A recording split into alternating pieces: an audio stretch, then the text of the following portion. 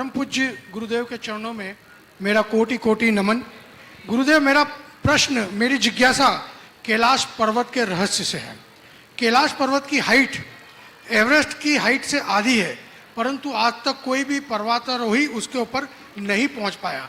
जिन्होंने प्रयास किया उनके अनुभव बड़े विचित्र थे कि यकायक उनकी उम्र बढ़ गई, यकायक उनके नख व बाल बढ़ गए, यहाँ तक कि थोड़ा आगे बढ़े तो उनको दिशा का भ्रम हुआ।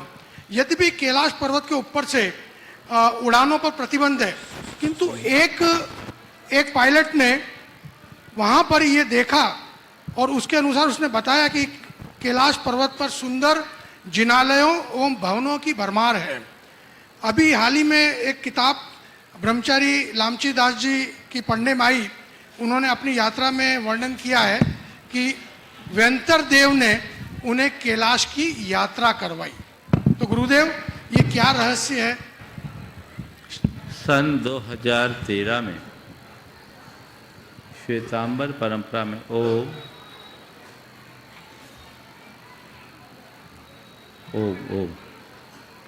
सन 2013 में एक पत्रिका निकलती है नमो तीर्थस्य। ये श्वेतांबर परंपरा की पत्रिका है। उसमें एक पूरा अंक निकला था और उसमें जो विवरण कैलाश पर्वत के विषय में दिया गया वो बहुत कुछ चौंकाने वाला था। उसमें उन्होंने एक अमित दोषी नाम के व्यक्ति का उल्लेख करते हुए लिखा कि उसने कैलाश पर्वत की यात्रा की। वहाँ सिद्धाश्रम नाम का एक स्थान है। उस स्थान में न सर्दी है न गर्मी। वहाँ का वातावरण बड़ा अनुकूल और वहाँ दिगंबर साधुओं का भी स्थान मिला। मैं जब जयपुर था, वहाँ मेरे पास एक योगी आए जो समर्पण योग चलाते, नाम तो मैं भूल रहा हूँ। वो मुझसे मिलने के लिए आए थे, 2 बार आए और उन्होंने कहा कि मैंने कैलाश की यात्रा की और उनने कैलाश की यात्रा के क्रम में कहा कि मैं वहाँ दिगंबर रहा और वहाँ मैंने अनेक दिगंबर मुनियों के दर्शन किए। उनकी एक पुस्तक भी उन्होंने भेंट की थी, उसमें मुनि के चित्र भी थे। हालांकि वो पेंटिंग्स में थे, फोटोग्राफ्स में नहीं थे। और उन्होंने बताया कि वहाँ दिगंबर मुनियों का सद्भाव है। और मेरे पास आने की बात, मेरे पास जो आए थे वो केवल इस भाव से आए थे कि महाराज जी, मैं आपके पास केवल इसलिए आया हूँ कि ध्यान को अगर जगत व्यापी कोई बना सकता है तो जैन मुनि बना सकते हैं, आप इसे करें। ये उनके शब्द थे। ये उद्गार उन्होंने मंच में भी प्रकट किए थे। तो कैलाश पर्वत को लेकर कई बातें हैं। उसमें ये एक और उल्लेख था जो नमो तीर्थस्य में छपा है, जहाँ तक मुझे याद है, कि वहाँ 50-50 मीटर तक की खड़गासन प्रतिमाएं भी है। ये बड़े आश्चर्यजनक है। लेकिन उसके बाद मैंने उसकी कुछ तहकीकात कराई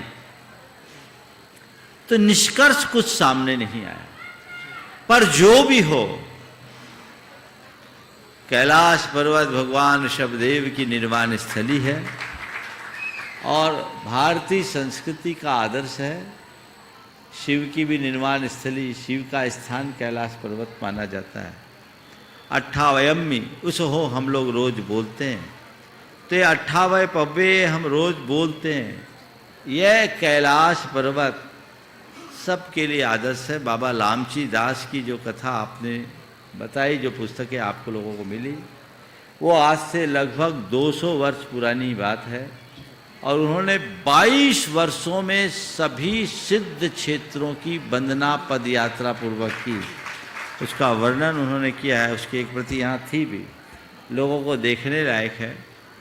और वो उन्होंने उसमें लिखा, उसमें तिब्बत आदि कई देशों में वो पैदल गए और कैलाश के लिए गए तो एक जगह नाले के किनारे पहुंचकर उफनता नाला था, आगे रास्ता नहीं, कुछ दिख नहीं रहा था, वो वहीं मूर्छित हो गए। उन्होंने अन्न जल त्याग दिया था कि मैं जब तक कैलाश की वंदना नहीं करूँगा कुछ नहीं करूँगा। और जब उन्हें होश आया तो सामने कैलाश पर्वत और वहाँ के जिनालयों का दर्शन किया, ऐसा उन्होंने उल्लेख किया। वो उनके हाथ से लिखी भी कृति है, ये सब शोध का विषय है। मुझे ये भी जानकारी मिली है कि नासा ने भी इस विषय में कुछ काम किए हैं। हमें और सामग्री जुटानी चाहिए और व्यापकता के साथ इन्हें समझने का प्रयास करना। नमोस्तु गुरुदेव।